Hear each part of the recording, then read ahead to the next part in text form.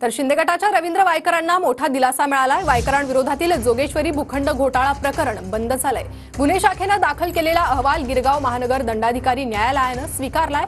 जोगेश्वरीतील supremo क्लबचा गैरवापर करून तिथे हॉटेल्स बांधताना बनावट माहितीच्या आधारे महापालिकेकडून विविध परवानग्या घेण्यात आल्याचा वायकरांसह पत्नीवर आरोप होता। तर रवींद्र वायकरांना क्लीन चिट देण्यासारखं नेमकं काय घडलं असं सुप्रिया सुळेंनी विचारलंय। रवींद्र वायकरांविरोधातील जोगेश्वरी भूखंड घोटाळा प्रकरण बंद झाल्यानंतर सुप्रिया सुळेंनी हा सवाल उपस्थित केलाय। तपास यंत्रणेची नोटीस पाठवून एखाद्याला त्रास दिला जातो, त्रास देऊन पक्षात घ्यायचं आणि ताकद वाढवायची हे भाजपचं काम असल्याचा आरोप सुप्रिया सुळेंनी केलाय। वायकरजींना तुमच्या TV9 चॅनलवर मी रडताना पाहिलेले, तुमच्या चॅनलवर पाहिले, फार काही लांब नाही।